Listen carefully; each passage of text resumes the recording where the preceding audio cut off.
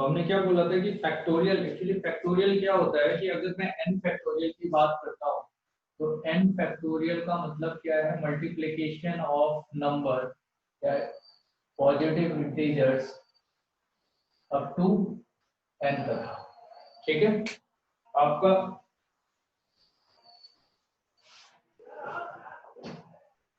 ठीक है। तो आपका यहाँ पे क्या दे रखा है कि जो फैक्टोरियल है, फैक्टोरियल क्या है, n फैक्टोरियल इक्वल टू 1 2 3 4 से लेके अगर आपने n नंबर तक का मल्टीप्लाई किया है तो हमने बोला था इसको ये हमारा फैक्टोरियल है। फिर इस फैक्टोरियल में हमने जीरो फैक्टोरियल को डिफाइन किया था कि जीरो फैक्टोरियल 1 होगा, और नेगेटिव में अगर आपके पास कोई नंबर दे रखा है तो इसका फैक्टोरियल आप जीरो और अनडिफाइंड लेके चलोगे, क्योंकि आपके अभी कोर्स में नहीं है।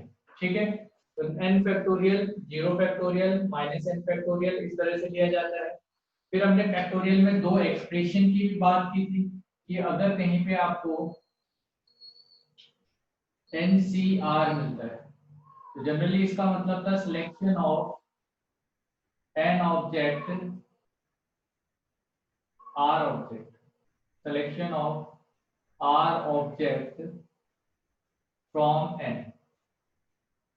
ठीक है, तो इसे कैलकुलेट करने का एक फॉर्मूला दिया गया जिसे हमने n factorial divided by n minus r factorial और r फैक्टोरियल से रिप्रेजेंट किया NCR को। ठीक है, और इसके बाद NC0 का वैल्यू कैलकुलेट किया तो NC0 1 था, NC1 n आया था, और NCR तो आप जानते ही।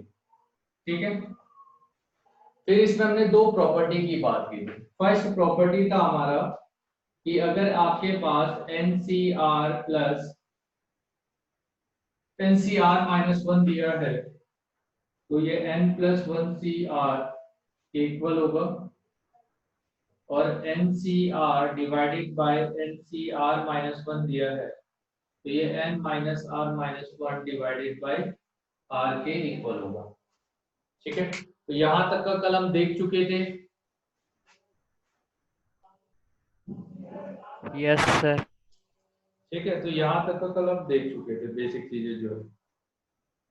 तो कुछ मैं आर डी शर्मा से रिलेटेड कुछ क्वेश्चंस ले रहा हूँ, जो बेसिक्स क्वेश्चन है जो आपका इससे जो बेसिक कंसेप्ट हमने पढ़ रखे इसी के ऊपर डिपेंड करते हैं।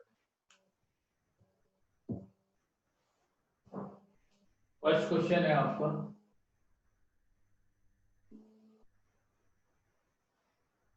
Find LCM of 4 factorial 5 factorial 6 factorial. ठीक है, क्या दिया हुआ है, LCM ऑफ 4 5 और 6 फैक्टोरियल का आपको LCM कैलकुलेट करना। सही है, तो LCM का तो मतलब होता है कि आपका लीस्ट कॉमन मल्टीपल। ठीक है, ऐसा होगा तो 4 फैक्टोरियल 5 फैक्टोरियल 6 फैक्टोरियल। अब आप ये देखो 4 फैक्टोरियल में हर एक नंबर है ना, इसमें 5 और 4 फैक्टोरियल तो वही, यहाँ पे 5 भी हुआ 6 भी हुआ और 4 फैक्टोरियल भी हुआ। तो आप LCM लोगे, 4 फैक्टोरियल लोगे तो ये 1 हो जाएगा, यहाँ पे 5 बचेगा, यहाँ पे 5 इंटू 6 आएगा, 5 लोगे तो 1 आएगा, 1 आएगा 6 आएगा, 6 लोगे तो 1 आएगा, 1 आएगा। तो फाइनली LCM कितना हो गया आपका, 4 5 फैक्टोरियल 4 5 इंटू 6, तो ये कितना हो गया 6 फैक्टोरियल। बस जो लार्जेस्ट होगा इन सभी में वही LCM हो जाएगा, आया ना, जो लार्जेस्ट होगा यस वही सर। हो जाएगा क्या। तो कभी भी आपके पास LCM ऑफ बोला गया है जैसे 4 फैक्टोरियल 5 6, तो जो लार्जेस्ट है उसके अंदर ये सब तो होंगे ही होंगे। जैसे मेरे से LCM of n plus 1 factorial और n plus 3 factorial n plus 2 factorial बोला जाता है, तो जाहिर सी बात है इसमें LCM क्या हो जाएगा आपका, जो तीनों में लार्जेस्ट है, और लार्जेस्ट कौन है, n प्लस 3 आएगा। ठीक है, अगर हमारे पास n प्लस 1 n प्लस 2 और n प्लस 3 तीन नंबर दे रखे हैं और इसमें मुझे LCM कैलकुलेट करना होता, जो तीनों में सबसे लार्जेस्ट होगा वही LCM होने वाला है। और इसमें लार्जेस्ट की अगर हम बात करें तो लार्जेस्ट तो कौन है, n+3 है। ठीक है, तो n+3 ये क्या हो जाएगा, अपना आंसर हो जाएगा। क्लियर है बेटे? Yes sir.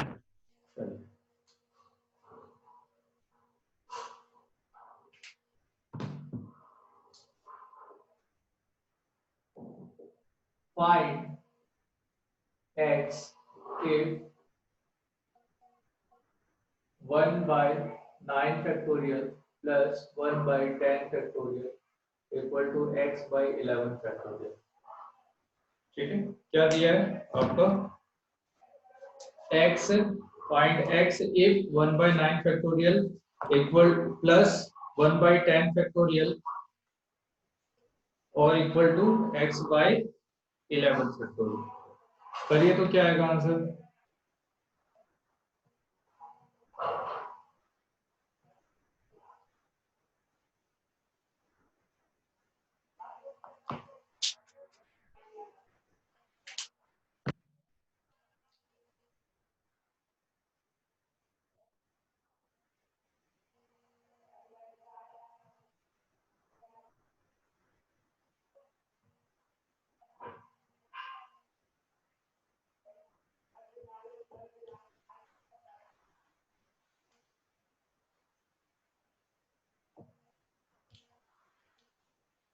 Sir 121। 121 right.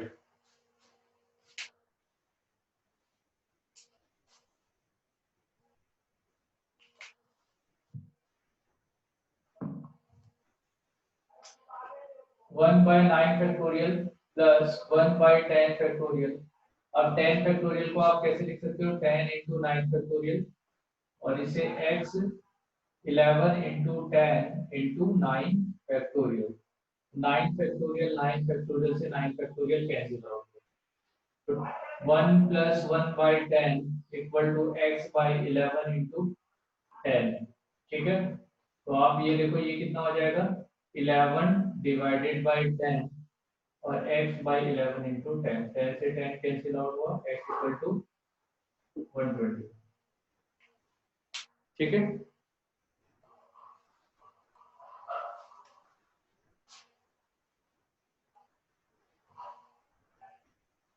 Find n if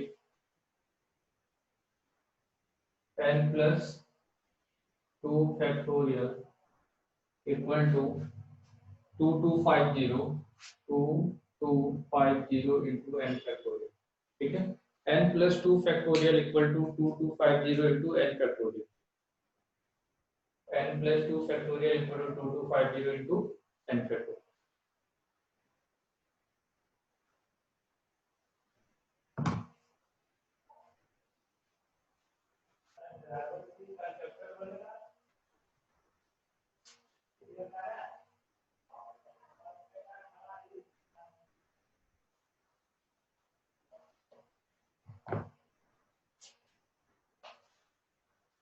क्या होगा बेटे, ये जो n+2 है, इससे आप n+2 और n+1 निकाल लोगे तो क्या बचेगा, n factorial 2250 into n factorial. n factorial से n फैक्टोरियल कैंसिल आउट हो गया, n square plus 3n plus 2 equal to 2250। यहाँ से क्वाड्रेटिक इक्वेशन के लिए आपको n square plus 3n minus 2248 equal to 0 आया ना। ठीक है, तो इस तरह से यस आपको क्या सर। चाहिए, क्वाड्रेटिक इक्वेशन मिल जाएगी। अब 2248 को आपको फैक्टराइज करना है, तो 2 से 4 से कर लेते हैं, 4 से कर लो, नहीं जाएगा, 2 से करो,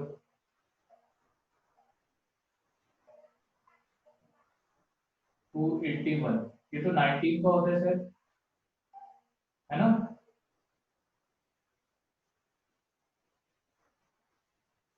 281 3 का, नहीं 3 नहीं जाएगा, 7 7 भी नहीं जाएगा। 281 किसी का स्क्वायर होता है ना, 281 225 6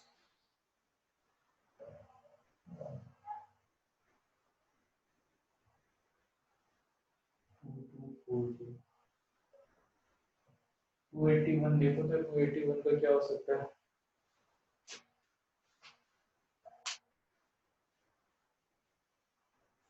52 49 52 49 सर वो तो 216 होता है 19 का स्क्वायर। सही किया है हमने। 2 क्या था हमारे पास? 2250 था, 2 सब्ट्रैक्ट करेंगे तो 2248 हो जाएगा। 4 4 4 5 जा 20, 4 6 जा 24, 4 2 जा 8। ठीक है, 2 का गया, 2 2 जा 4, 8 हो गया, 1 हो गया। और 7 का 7 जा नहीं रहा हमारा।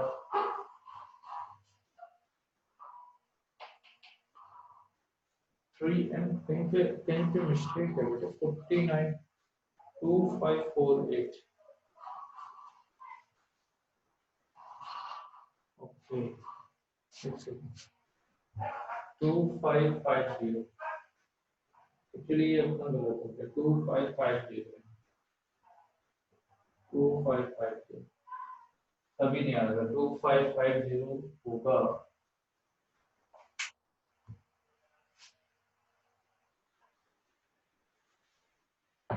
तो यहाँ पे आपका 2548 हो जाएगा। और 2548 होगा तो 2548 24 12 7 है ना, 7 आ गया तो 7 से जाएगा।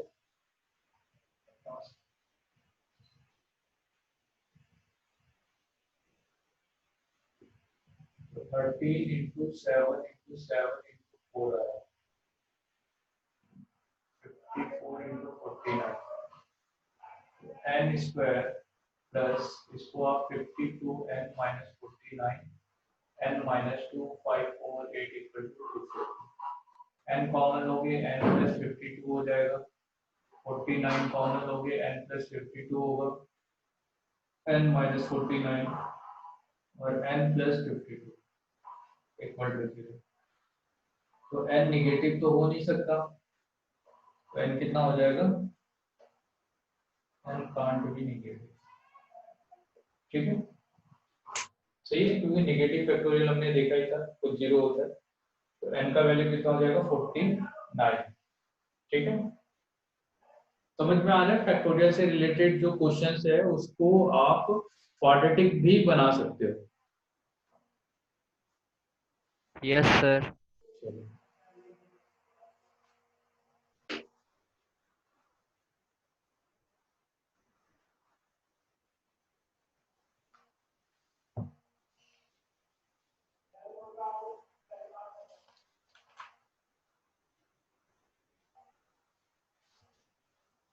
Next question. अगर आपके पास 2n फैक्टोरियल दिया है, सही है, तो आप देखो 2n फैक्टोरियल को आप 1 इंटू 2 इंटू 3 इंटू 4, ठीक है, या आपने 2n factorial 1 into 2 into 3 into 4 into 5 6 into अब तो ये 2n तक का जाएगा। इसमें आपने 1 3 5 7 ऐसे करके नंबर लिखे और जस्ट 2n से पहले एक और नंबर होगा 2n माइनस 1। सिमिलरली ऊपर जो आया नंबर 2 आया 4 आया 6 आया से लेके आपका 2n तक का जाए। अब जो आपके पास नंबर दे रखे हैं इन नंबरों में से अगर आपने सब में से 2 कॉमन लिया तो 2 की पावर n कॉमन हो जाएगा।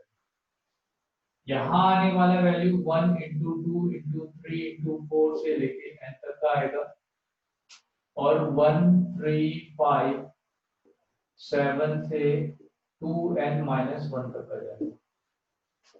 इससे आप 2 की पावर n, ये आपका n फैक्टोरियल हो गया, और यहाँ पे आपको 1 3 5 7 इंटू 2n-1 मिलेगा। इसका मतलब क्या है, 2n factorial divided by n factorial किसके इक्वल है, 2 की power n into odd number का मल्टीपल अप टू 2n-1 तक आए। ठीक है, 2n factorial divided by n factorial, सही है ना। तो आप ये देखो, ये क्या है, 2 की पावर n आ रहा है ना, आ रहा है कि नहीं, इनटू यहाँ यस सर। वाले जितने भी नंबर हैं अब वो ऑड होंगे, ये सभी नंबर ऑड हैं।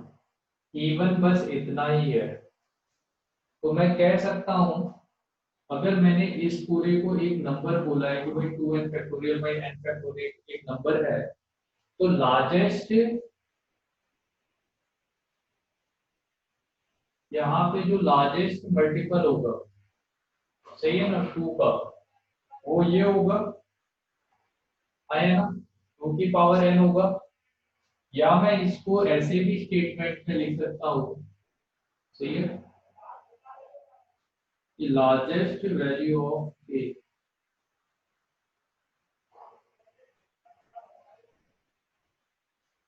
is 2 की power a is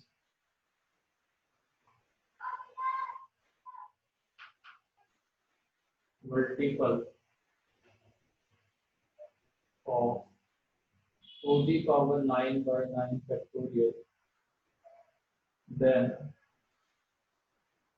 the largest value of a।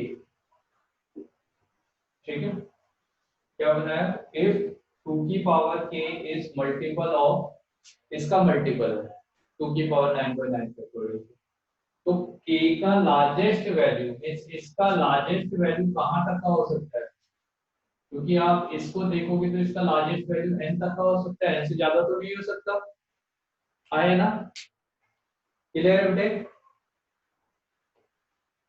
तो यहाँ पे k का मैक्सिमम वैल्यू कितना आ जाएगा, 9, आया ना, ऐसा होगा,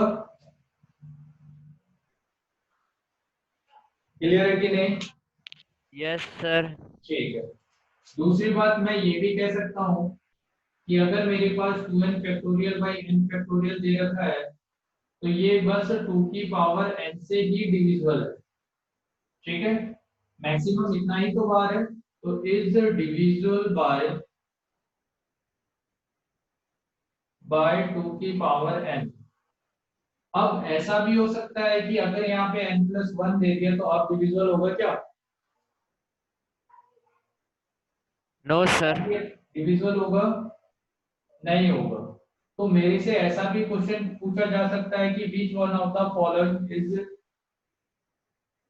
the multiple of 2n factorial by n factorial, और आपको चार ऑप्शन में ऐसे दे सकता था, n+1, 2 की पावर n, 2 की पावर n+2, 2 की पावर n+3। क्लियर है बेटे, समझ में आ रहा है कि which one of the following is the yes. Multiple of this. तो इस वाले केस में क्या हो जाता, हम जानते हैं कि मैक्सिमम 2 की पावर n तक का ही बाहर आ सकता है, उससे ज्यादा तो आएगा नहीं। तो यहाँ पे आपके पास इस क्वेश्चन को वो चेंज भी कर सकता है, is not divisible by 2n+1, तो राइट है, ठीक है। और मैक्सिमम डिविजिबल की अगर हम बात करते हैं तो वो क्या होगा, 2 की पावर n तक का। क्लियर है,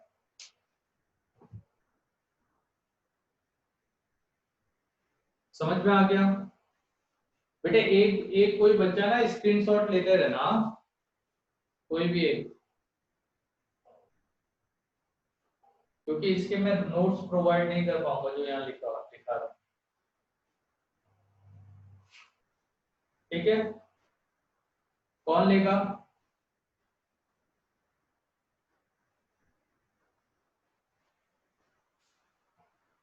अरे हाँ स्क्रीन सर, कौन ले लेगा लो। ये मैं पूछ रहा हूँ, कोई एक ले लो, उसके बाद ग्रुप में शेयर कर देना। Okay sir. चलो ठीक है, ले लिया इसका स्क्रीनशॉट। Yes sir. तो आपको एक बात तो क्लियर हो गई ना कि अगर आपके पास 2n factorial by n factorial दिया है तो उसमें मैक्सिमम 2 की पावर n तक का जाती है। इसके बाद जो भी बचेगा वो ऑड टर्म्स होंगे, ठीक है। और ऑड टर्म सिंगल बार आ रहे हैं, देखो 5 3 2 1 जितने भी नंबर है ये सब सिंगल सिंगल टाइम्स आ रहे हैं, आए ना, ठीक है। तो ये आपका इसका ये मतलब ये भी है कि 2n factorial divided by n factorial कहीं पे दिया है, और अगर मैं इसे 9 से डिवाइड कर रहा हूँ तो ये गलत है। 9 से ये डिवीजन सॉरी 139 भी आएगा यहाँ पे, 3 5 4 7 इस तरह से 9 भी आएगा, राइट 9 भी आएगा, फिर 7 5 25 भी आएगा, इस तरह से बहुत सारे नंबर आते रहेंगे, ठीक है, फिर वो नहीं होगा। तो 2n factorial by n factorial division bye ये हो गया, इसे हमें याद रखना है।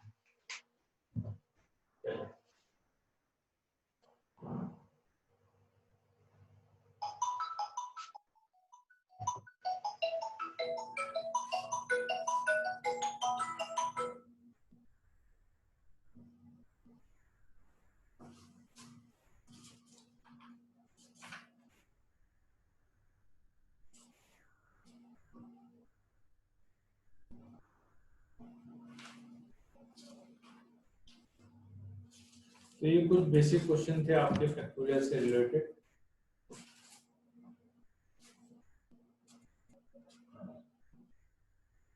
एक क्वेश्चन और करते हैं।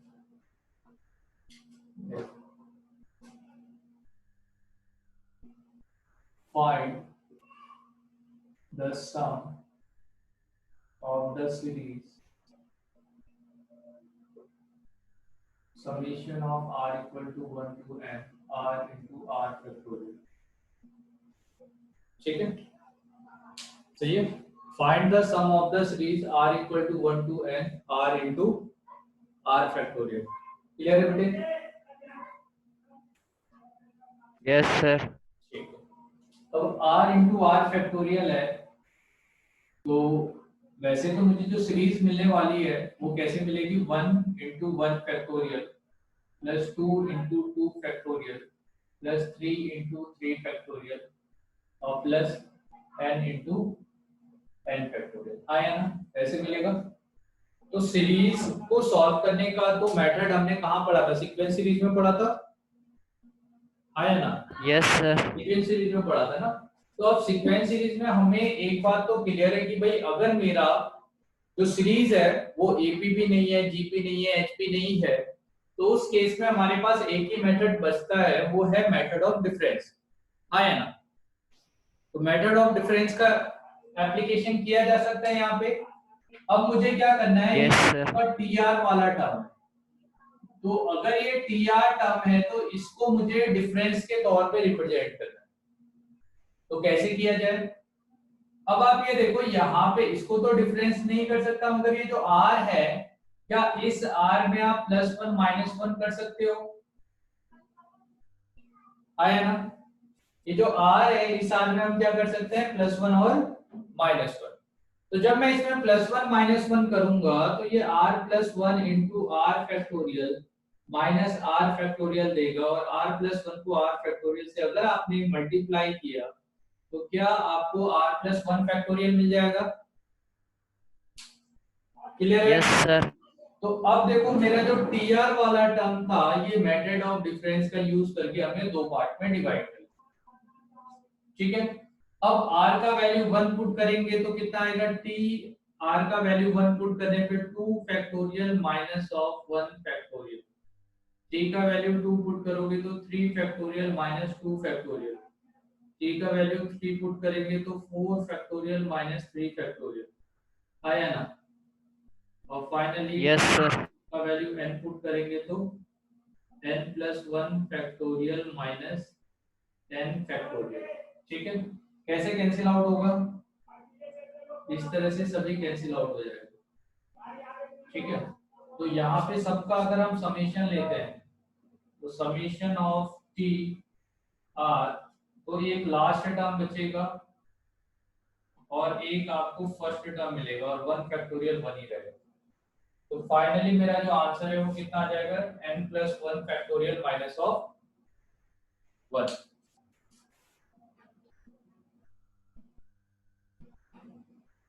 ठीक है, क्लियर है बेटे? Yes sir.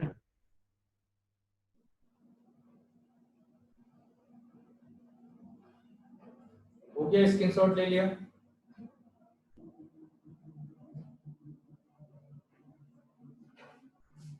Yes sir. पूरा ले लिया, आ गया ना पूरा?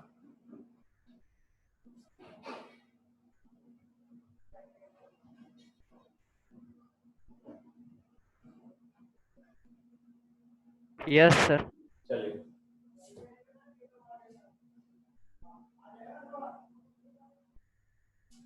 ये बार बार बोलना ना पड़ेगा, आप खुद से ही ले लेना, ठीक है? जैसे ही मैं लिख देता ओके हूँ सर। उसके बाद आप, मैं 5 मिनट के लिए रुक जाऊंगा, आप क्वेश्चन लिख लें।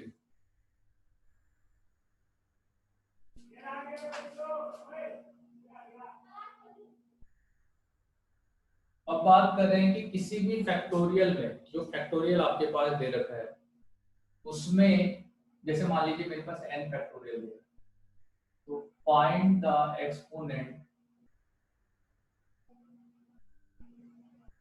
ऑफ 3 इन, जैसे मैं 10 फैक्टोरियल लेता हूँ, तो ये समझना ये क्या आता है। क्या बोला गया, find the exponent of 3 in 10 factorial. Exponent of 3 का मतलब हो गया 3 की पावर।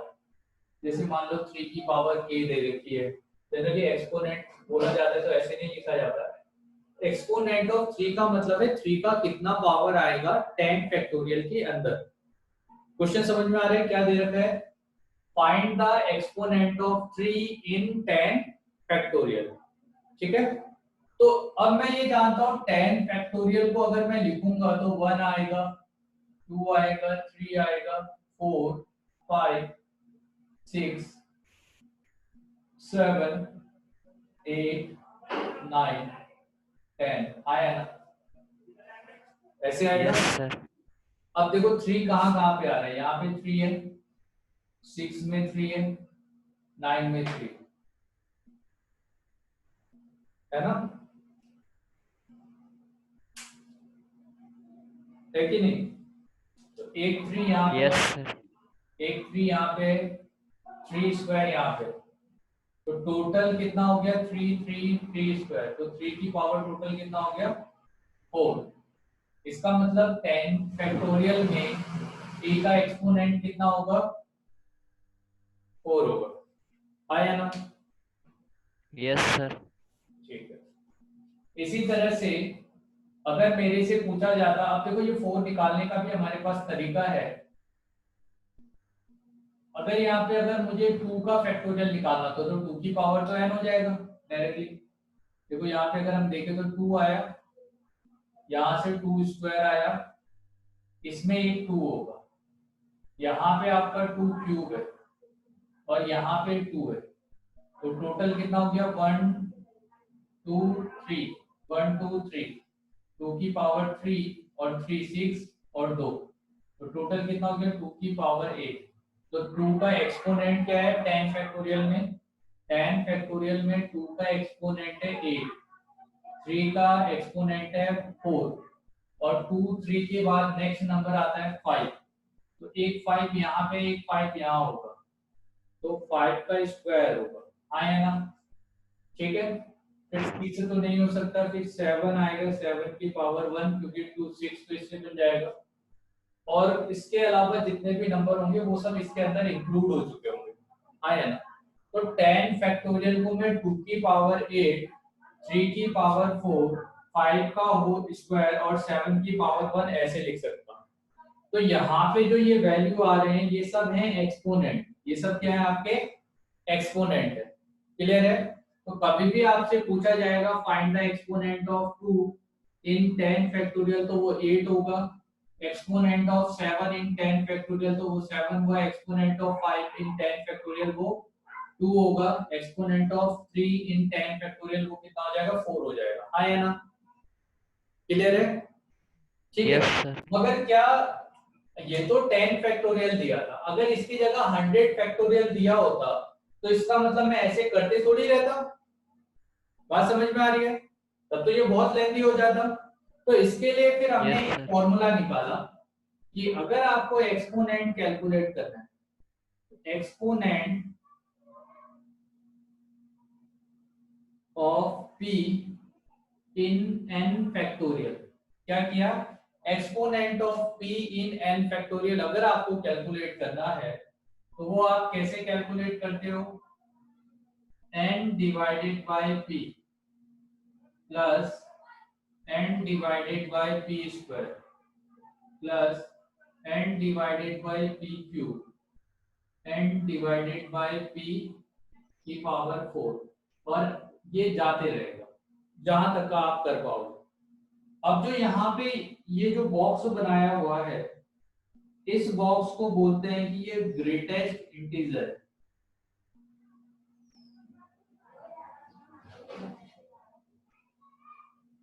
ठीक है, इसे क्या बोला जाता है, greatest integer. n by P के बाहर से जो बॉक्स आया है, इस बॉक्स को हम क्या बोल रहे हैं, ये क्या है, ग्रेटेस्ट इंटीजर। ग्रेटेस्ट इंटीजर का मतलब समझो कि अगर आपके पास 1.27 कोई नंबर दे रखा है तो इसमें से आपको बस इंटीजर बाहर लेना है। ठीक है, 1.27 अगर कोई नंबर दिया है तो इसमें से क्या बाहर लेना है आपको, बस नंबर लेना है। तो अब इसमें इंटीजर कौन सा कितना हुआ, 1.27 में इंटीजर कितना है, 1, और डेसिमल वाला पार्ट कितना हो जाएगा आपका, 27 सर। ठीक है। तो यहाँ पे अब ये जितना भी एक्सप्रेशन आ रहा है ये सब पॉजिटिव ही होगा, तो आपको इसका ग्रेटेस्ट इंटीजर लेना है बस। जैसे 2.97 हो गया तो यहाँ पे 2 क्या हो गया हमारा ग्रेटेस्ट इंटीजर, जो इसमें इंटीजर होगा, फ्रैक्शन पार्ट को हटा देना। क्लियर है बेटे? Yes sir. हाँ, तो अब मैं इस जो फॉर्मूला हमने दिया हुआ है इस फॉर्मूले का यूज करके इसमें देखते हैं। 10 फैक्टोरियल आपको दिया हुआ था, अगर 10 फैक्टोरियल दिया है और 3 का एक्सपोनेंट निकालना है तो आप देखो क्या करते, 10 डिवाइडेड बाय 3 करते प्लस 10 डिवाइडेड बाय 3 स्क्वायर करते, हाँ या ना, और 10 डिवाइडेड यस बाय सर। 3 का क्यूब करते। मान लीजिए ऐसे, जब मैं 10 को 3 से डिवाइड करूंगा तो 10 डिवाइडेड बाय 3 3 पॉइंट समथिंग आएगा, जिसमें से इंटीजर कितना आएगा, 3 आएगा, आया ना। Yes sir. और 10 डिवाइडेड बाय 9 करोगे तो 1 पॉइंट समथिंग आएगा, उसमें इंटीजर कितना हो गया, 1 हो गया। अब ये तो 27 है, 10 डिवाइडेड बाय अगर 27 है तब तो डेसिमल में नंबर आएगा ना, आया यस ना? सर। तो अब तो इसके बाद इंटीजर आने का जो प्रोबेबिलिटी होगा वो 0 हो जाएगा, इसके बाद सब आपको 0 देगा, तो 1 आएगा और 3 आएगा। ठीक है, तो 1 प्लस 3 अगर ऐड करोगे तो टोटल कितना हो गया, ये 4 सर। हो जाएगा। आया कि नहीं? Yes sir.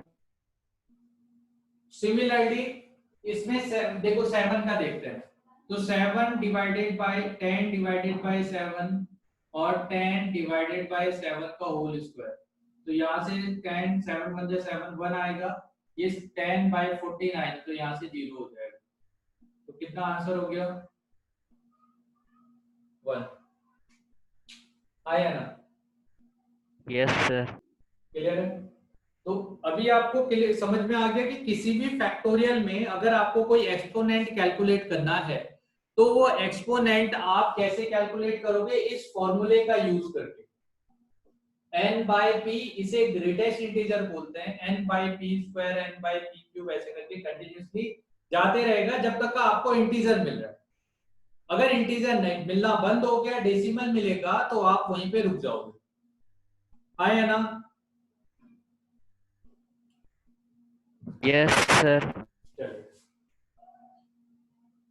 सर इसे आप लिख लेना, 10 बाय 3 ये है, और यहाँ से आपका 3 आएगा अभी 10/7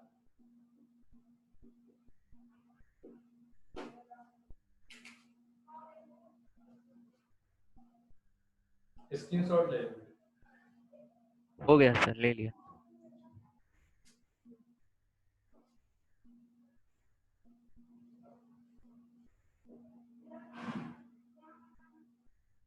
तो अब किसी भी नंबर का निकाल सकते हो आप।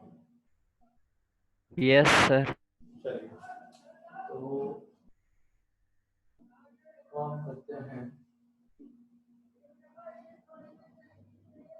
Find the exponent of 7 in 100 factorial.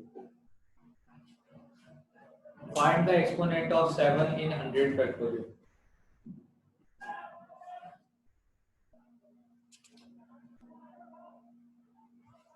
करिए तो।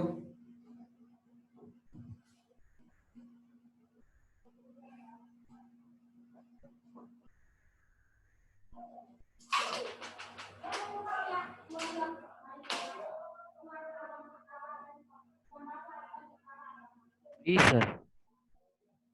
नहीं सर, 2 मिनट 2 मिनट।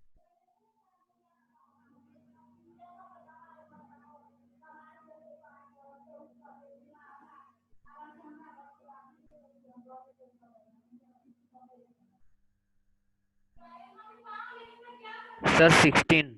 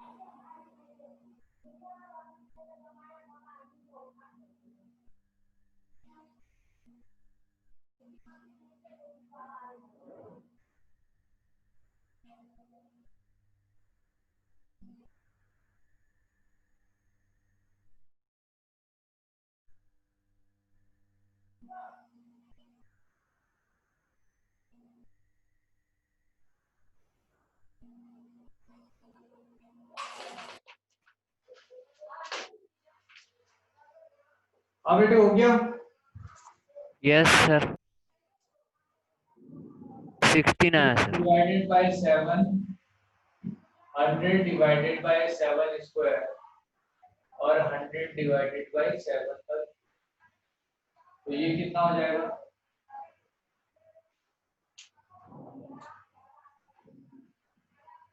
कितना हो जाएगा? 7 with 7 14 आएगा। Yes sir. यहाँ से 49 को डिवाइड करोगे तो 1 आएगा। सर 2 आएगा। 2 आएगा। 98 है ना। यहाँ पे कितना आएगा? 0। तो 14 प्लस 2 कितना हो गया? 69 आया ना? यही आया। Yes sir. चलिए बहुत बढ़िया। ठीक है ना। चलिए एक और क्वेश्चन कर रहे हैं हम।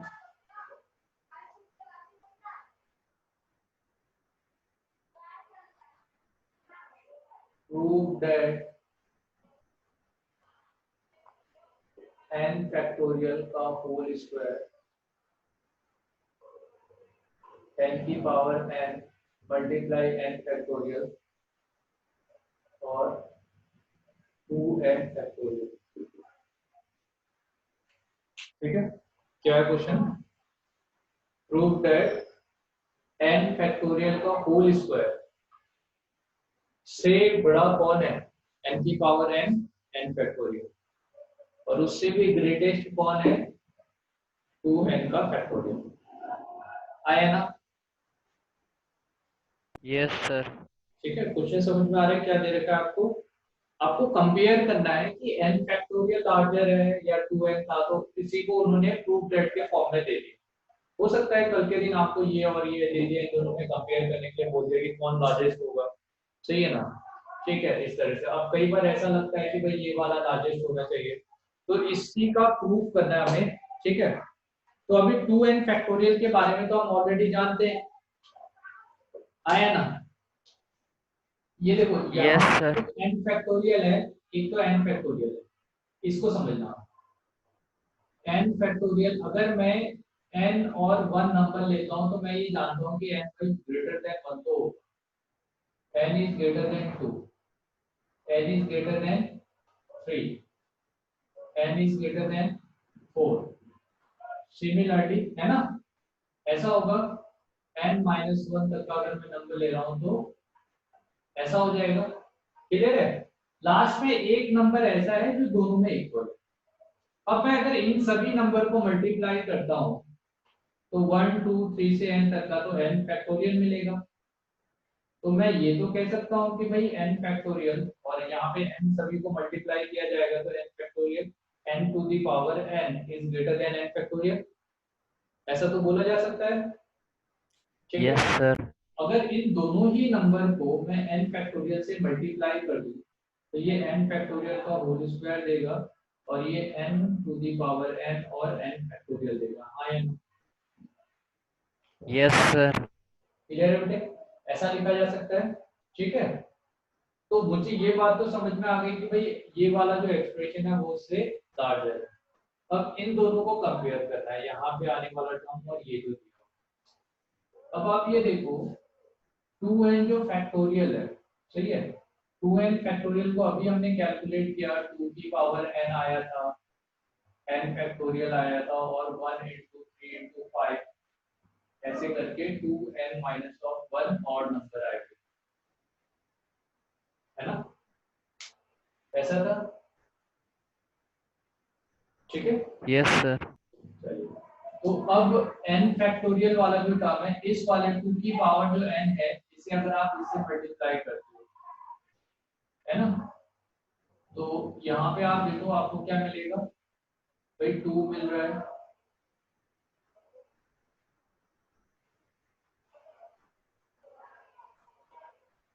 n to the power n,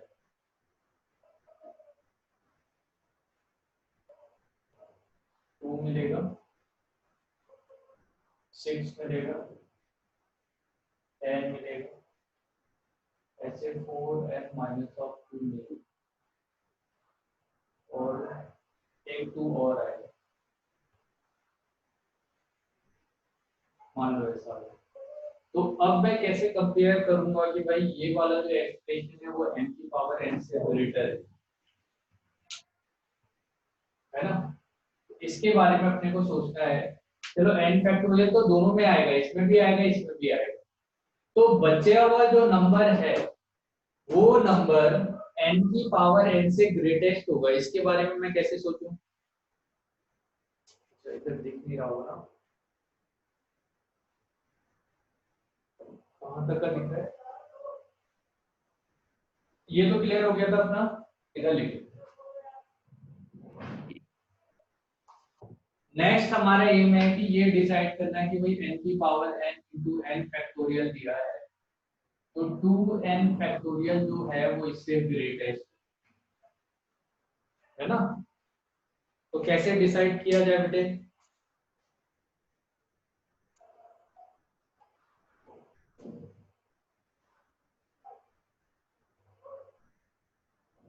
क्या किया जा सकता है बोलो।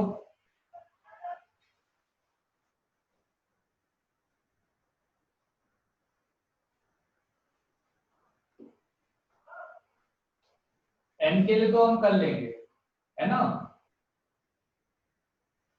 1 इंटू 2 2n फैक्टोरियल जो है,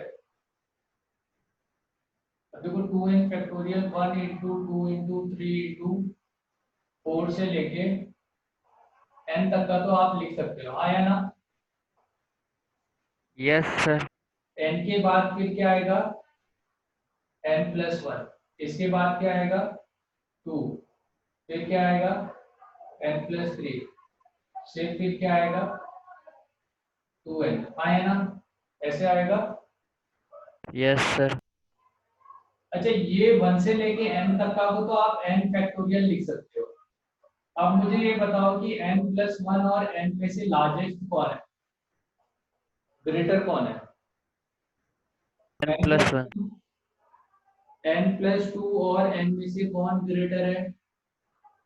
n n plus plus two. 3 और n में से, है ना। सिमिलरली 2n और n में से। तो आप ये देखो कि यहाँ पे आने वाले जो नंबर है ये सब इससे तो ग्रेटेस्ट है।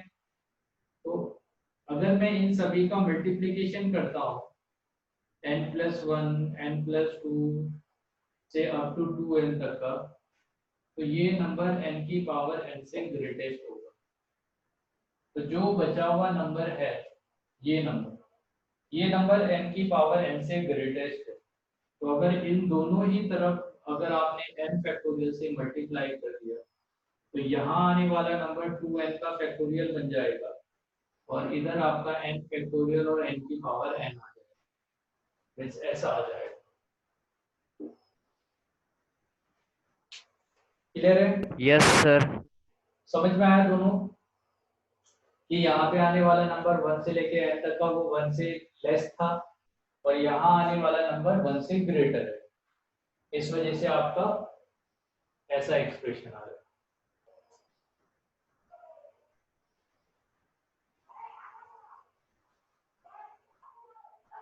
हो गया? स्क्रीनशॉट ले लो।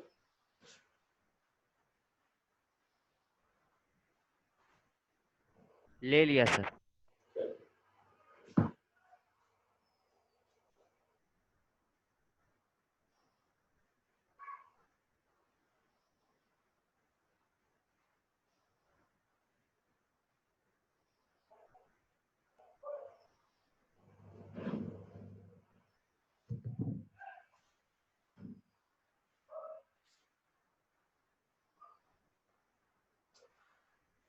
Next question, find the number of zero in 100 factorial। Question समझ में आया क्या है? Find the number of zero in 100 factorial. ठीक है। अब जैसे मान लो कि अगर आपने कोई नंबर 5 लिया, 5 फैक्टोरियल, तो 5 फैक्टोरियल का मतलब है 1 इंटू 2 इंटू 3 इंटू 4 इंटू 5। तो 5 मल्टीप्लाई 2 करोगे तो ये 120 है, तो एक जीरो आएगा।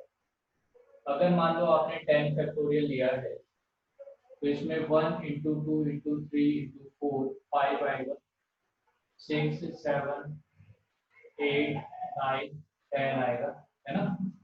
तो 2 जो है 2 है, सही है, देखो 2 है, इसमें 2 है, इसमें 2 है, इसमें 2 क्यूब था और यहाँ पे एक 2 था और 5 में 2 5 है ना। अब इसके अलावा भी बहुत सारे नंबर आने वाले हैं, मगर जब मैं 10 फैक्टोरियल की बात करूंगा तो 10 फैक्टोरियल कब मिलेगा आपको, जब 2 5 से, सॉरी 10 जीरो कब मिलेगा आपको, जब 2 5 से मल्टीप्लाई होगा तभी तो जीरो मिलने वाला है, आया ना। तो जब आप 10 फैक्टोरियल की बात कर रहे हो तो 10 फैक्टोरियल में 1 2 से लेके मैंने 10 तक का नंबर लिखा है, इसमें पहले मैंने देखा कि 2 का एक्सपोनेंट क्या क्या है।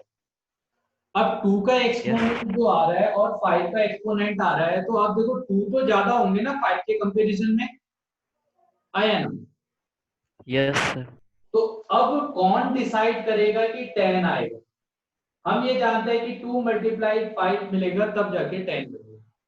तो दो 5 है मेरे पास और 2 बहुत सारे हैं, तो कितने बन सकते हैं यहाँ पे? 2 ही जीरो आ सकते हैं, क्योंकि यस नंबर सर। 5 जितना होगा उतना जीरो आएगा। क्या कहते हो?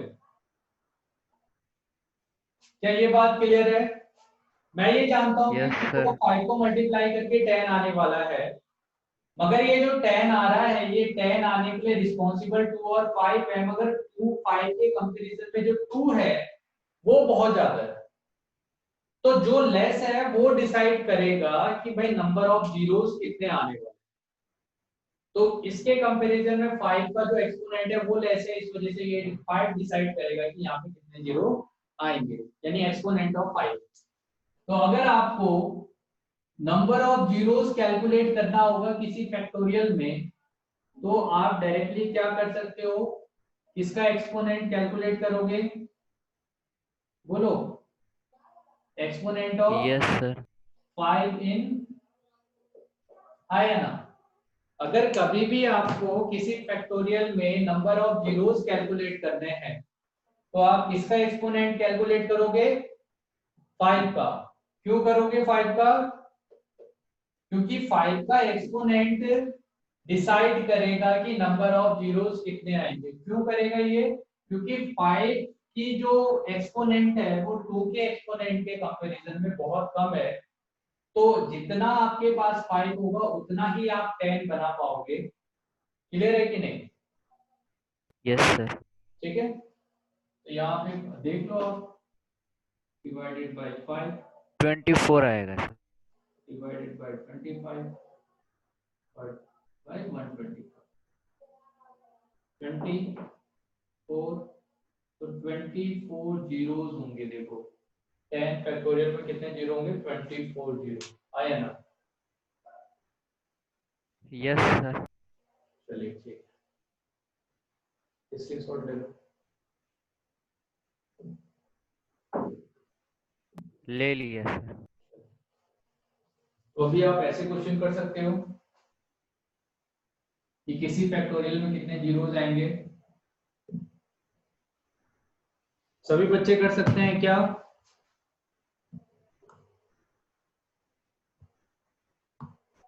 चलिए, 2 ही बच्चे बचे हैं, और सब कहाँ चले गए? पता नहीं सर।